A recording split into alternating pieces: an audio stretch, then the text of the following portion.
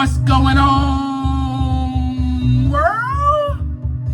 It's your main man, Kareem A. Rashid, the voice and your host of Clearing the Wreckage. Yes, we got another great episode in store for you today. Once again, I don't know if you are driving to work. All I ask is that you please pay attention to the road. Yes, and if you are on your lunch break trying to get a quick peek into this episode, that's great, but please clock back into work on time. Yes, and you could just be on the toilet. Just make sure that you flush. Yes. What's going on? What's happening with you today, world? Oh man, I just want to go ahead and first of all throw out this warning to all of my fellow listeners that have been listening for a while, listening to all the episodes, faithful, tried and true listeners. Thank you, first and foremost. For those who are tuning in for the first time, thank you, first and foremost as well. I want to include all of you, and I want to tell you this.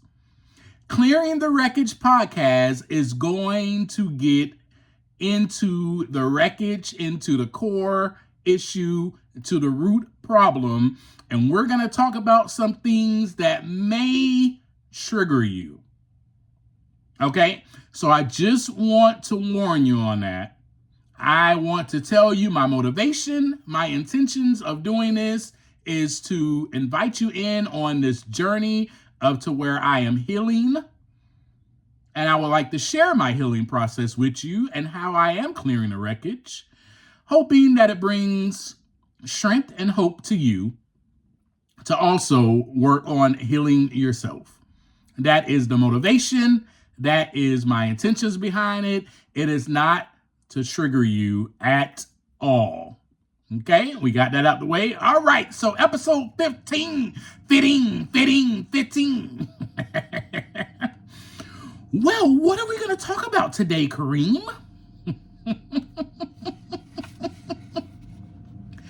We're going to talk about clearing the wreckage. Yes, indeed. Today, I want to kind of lighten the mood and talk about something that's been on my mind. We're going to kind of talk about, and we throw the word out there so much these days, vulnerability and all of that. But I like to just use it in layman's terms to me, becoming one with yourself. Becoming one with yourself and one with someone else. So that's what the episode's going to be about. So let's dig in. Let's talk about it. Well, I want to talk about, you already know the relationship that I had with my mentor. That relationship was great. That relationship was awesome. It produced so much growth because of the vulnerability in him. I want to emphasize that one more time, just real briefly, because it's very important. Because I think that one person being honest or being vulnerable and transparent with another person produces more closeness, more connection, and more vulnerability from both parties. Now, what do I mean by that? My mentor, the first time I got together with him and got lunch with him, he didn't ask me any questions right away. He said, "Let me tell you a story." He became vulnerable with me, which then in turn, how this works, I don't know. Maybe I do, maybe I don't, maybe I do know, maybe I just don't want to dig deep into it right now. However, it produced a vulnerability in me. It allowed me to be able to open up and trust him. Okay, so this is someone that is sharing their story with me. Not only that, he shared his life with me. He was completely vulnerable. He let me in all stages, all aspects of his life. Of course, now I can allow him in bit by bit. Of course. How would it look for me to just sit on the opposite end of that person and him sharing all these things with me, him inviting me to lunch, him inviting me to hang out with his family, with his kids. We're going to the movies. We're doing all these great things together. And he is the one that is constantly expressing himself, constantly being real, constantly being transparent, constantly being the one that is saying, I am being completely vulnerable. Here is my life. Here are some of the things that I'm dealing with. Here are the issues. Here are my struggles. Take them. Take me as I am. What would it look like if I was just on the other end like, and I never gave 1 percentile back to that person? That's not a relationship. It is not a relationship. That is a one-way relationship. So that is how vulnerability produces vulnerability in the other person. And all around, it produces closeness and connection and connectivity. There is an energy. Let's go ahead. I'll go ahead and get deeper. There is an energy. Energy is conductive. There's an energy conduit that is flowing from him to me and then me flowing back to him, which produces closeness. It produces actually more light because we are exposing the darkness. That may be a little bit too deep for you though. Anyway. So I'm starting with that relationship as an example because I did not know how to be vulnerable. I did not know how. If I'm being completely honest with you, I didn't know how. I didn't even know what honesty really was. I lied so much to myself that I really didn't know. I mean, I literally didn't. I lost all of that. I mean, obviously, I was taught these morals as a kid, be honest, tell the truth, but I lost all of that. I thought, as a kid, if I told the truth, I was going to get my butt whooped. So I lied.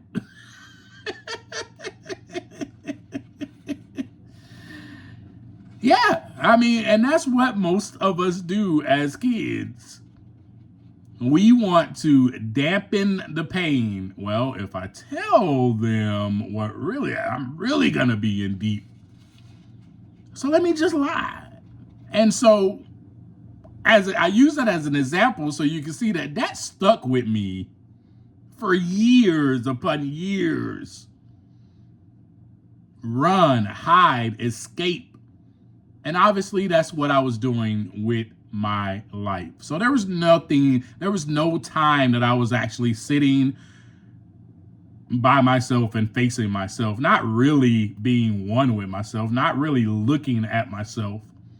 I might have been looking at myself in shame and guilt as I guzzled a bottle of liquor, but I wasn't truly being true to myself. I wasn't being vulnerable. So let's talk about remember how I shared with y'all how, I don't even remember what episode it was, but I did share with you in one of these episodes where I had a problem trusting people. So I took action. I allowed myself to open up. This was after hanging out with my mentor, getting to know him, him being vulnerable with me doing the same with him. I was able to open myself up to other friendships. And there was just one guy, and I want to talk about him. I want to talk about him because this person had such an impact upon my life. And he may not even know it. because we haven't talked in such a long time.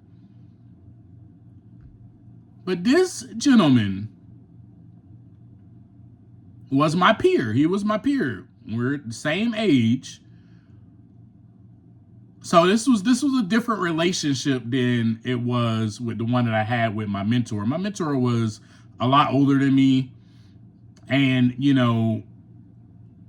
so it was just a different. We were at different stages of life. So I met this gentleman, and when I tell you,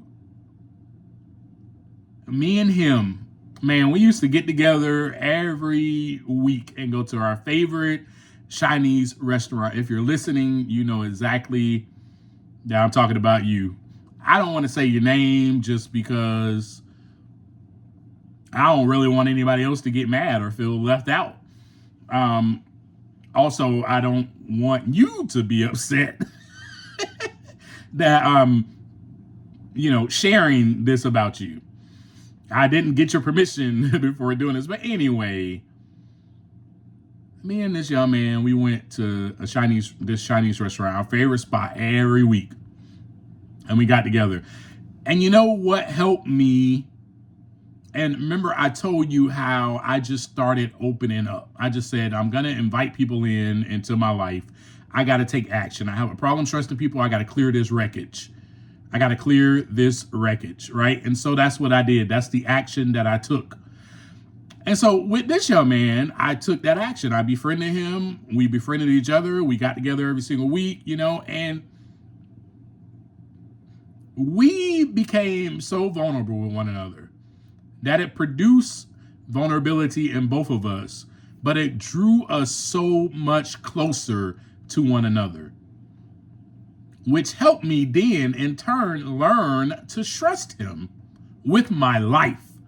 And when I say with my life, I knew that this guy had my back 100,000%. Now, was it very uncomfortable to do those things and scary to open up? Of course.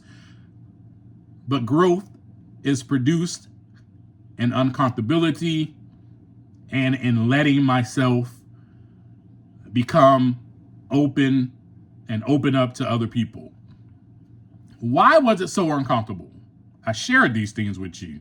Well, I went through a lot of trauma as a kid, and I went through trauma from men. So this is why it was very uncomfortable for me to open up to another man, period. That's one of the reasons. The second reason why is because I just shared with you, I was taught not to open up or express my emotions. There is no strength in a man expressing his emotions. That is feminine. That is a feminine quality. Men do not do that. That was the teaching that I was taught, and that is how I was conditioned, and that is what I was conditioned to believe about myself. So I did not allow myself to get close to any man. So this was me, literally, y'all, clearing the wreckage. No, I want to unlearn these things. I was taught this. Let me unlearn this. Maybe it is okay for me to actually share my emotions or my feelings with another man. Maybe it's okay. Maybe something good will come out of this. And it sure did. I trusted the process. So a lot of people say trust the process, but trusting the process isn't just trusting. Sometimes it's just waiting on an outcome. But for the most part, faith is action. Faith is action, not just sitting around. So I had to take the action. I had to have faith that this will be good for me. And how I had faith and to know that it would be good for me, because it wasn't good for me all those years suppressing all of those emotions and not being able to talk to another man about this. It wasn't good for me. Why wasn't it good for me? Well, you know the outcome.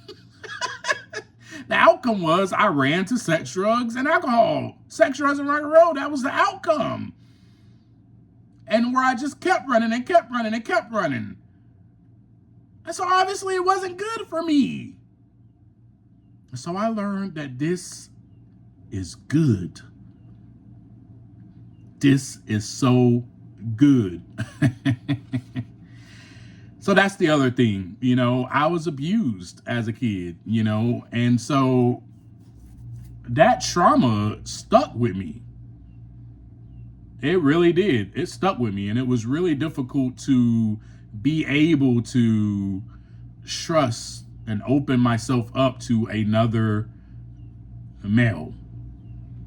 For one, I thought that they would leave me because the males in my life, that's what happened. And for two, I thought that, someone may just abuse me or take advantage of me in some kind of way.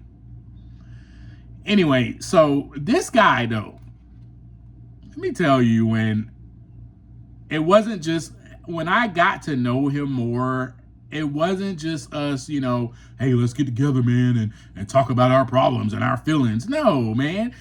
We grew so close and built a connection that was so rooted deeply and it was rooted deeply in the ability that we were able to be that way with one another. Doesn't mean that we had to be that way with one another all the time. But there is a root that if we need to get deep and down to the core and clear this wreckage that's going on the inside, I got somebody that I can talk to about it. Besides my mentor, besides my therapist, I have this one other person who is a male that I can talk to about life. And he knew that he had the same thing. And so I just wanted to share about that because I wanted to share about how that becoming vulnerable, or as I would like to say, becoming one with yourself and with someone else is so important. Now, was I able to be vulnerable with my mentor and then this guy without being vulnerable with myself first? No. I had to learn to be that way with myself first. The first person I had to become vulnerable with was me. Right? I had to face myself. I had to see the issue. I had to see the problem. I had to own it. I had to admit it. Then I had to rectify it. And whatever it took to rectify it, I needed to do. Because I'm living a new life and I am no longer going to run and escape from myself or my feelings or my emotions or my symptoms of anxiety or my symptoms of depression or my symptoms of PTSD. I'm not going to run anymore. I am going to stand strong, and if I can't stand, I am going to kneel and I am going to clear the wreckage. You heard me? That is what I was about. I had become a different person. That old identity was being cleared away. That is the wreckage. I no longer want to live that way.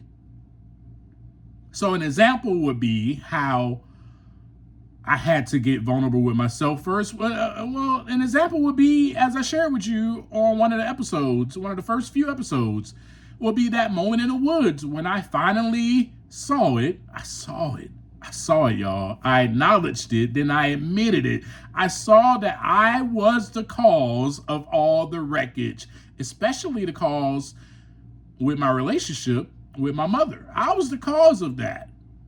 I created that wreckage. Then the wreckage with my relationship with myself and alcohol and drugs. I made those decisions, owning it. That's owning it. Hey, I did this. I did all of this. I'm the only one that put me in the woods. Nobody grabbed me and threw me into the woods. I took myself there. And yes, figuratively speaking, yes, my mother did say, hey, get out. But I was the root cause of that. I was the reason why she said get out. That wasn't on her. So I was able to own that. I had to own all of that. And through that, I became a little bit more self-aware. I became just a little bit more self-aware.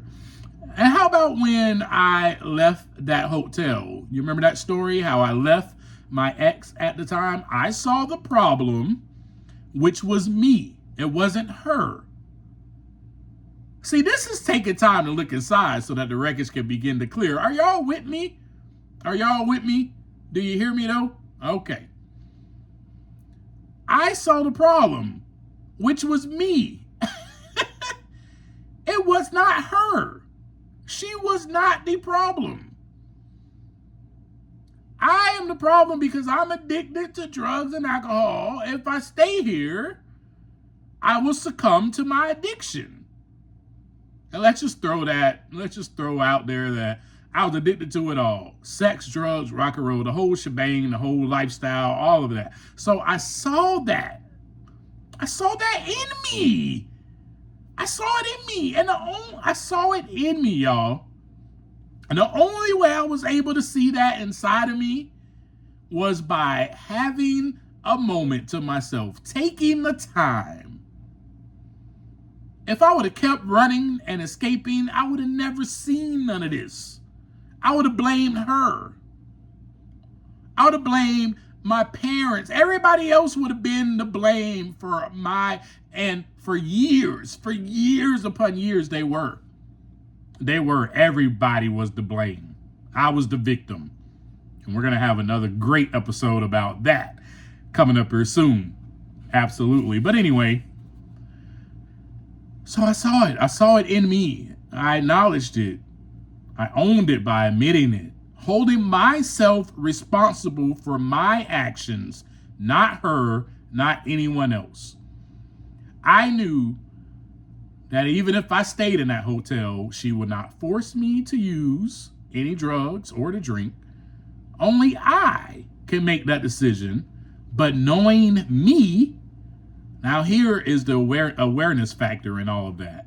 Knowing myself and the wreckage that I caused and created inside of me, I can decide to clear it, or I could have stayed there and created more havoc, destruction, or wreckage. So that's all I got for you today. So I got a couple of questions for you. Are you allowing yourself or giving yourself space, time, to be one with yourself, to be vulnerable, to take time to look inside? I don't care if it's 3 minutes. Are you allowing yourself that time? Are you creating a safe space for someone else to be vulnerable with you? So these are questions that I'm asking you because I had to ask myself those questions, and I am continually asking myself those questions till this day. Am I giving myself enough time? Am I creating space for me to become one with myself, to be real, to be transparent? And am I creating a safe space for someone else to be that way with me? Let me tell you what vulnerability has produced in me. This podcast. You think if I wasn't clearing the wreckage and learning how to be one with myself and learning how to connect with myself and connect with other people and have those relationships where I am completely vulnerable and them with me, that I will be able to do a podcast that is broadcast all over. People everywhere are able to listen to this. They're able to hear all of my havoc, all of my wreckage. You think that I would be able to do this? Just think about that. So that's all I got for you today. I know such a short and sweet, to the point episode for you, but hey, sometimes we just got to be straight down to the point. I want you to take some time as I leave you every single week. Please take some time to look inside so that the wreckage can begin to clear. Peace.